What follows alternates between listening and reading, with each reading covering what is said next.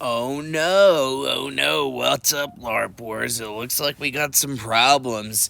Looks like alleged pedophile Dave Acton is going back in on his old big defamation campaign on against Manuel Chavez. Nobody knows why he's getting back in on his defamation campaign. It's like Manuel Chavez had him on the show not that long ago, and everything seemed to be fine, and then all of a sudden, Mr.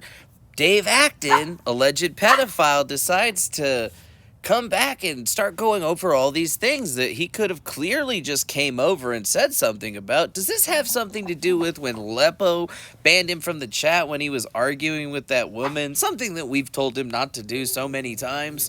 Probably.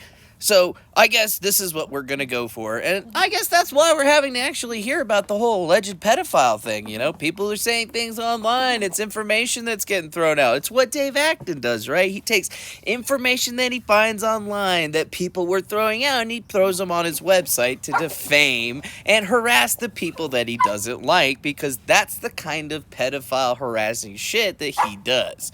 Got it. It's the same kind of thing that we've actually seen guys like Neil Rauhauser, who is actually a pedophile. It's almost the exact same thing that he does. So I guess we're not too far off of the mark when we're actually talking about what this guy says. And I mean, he's talking about a racketeering lawsuit. How could there be a racketeering lawsuit when Patreon payments in no way, shape, or form have any connection to what crap that they're talking about? Number one, and number two, he's talking about a actual criminal that Mr. Chavez has a fucking lawsuit against, and he's talking about that information that criminal who has already got a restraining order against him from Mr. Chavez that is not listed anywhere on this particular situation. You could kind of see that, oh right, Dave Acton has already known that all of this information has been debunked.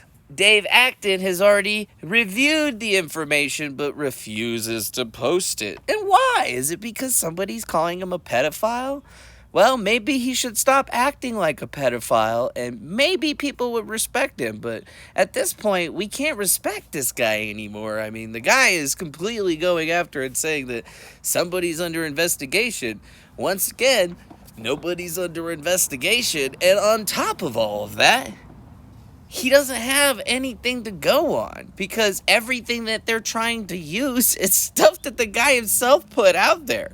And if you think that you're going to be able to change history, that's one thing. But I think it's about time that Mr. Acton lost another website or two, because it's about time that somebody actually started taking this evil man down for the negative things that he does online. It's like, because we don't care about what's going in the Robert David Steele lawsuit, all of a sudden Dave Acton has got to harass and defame us.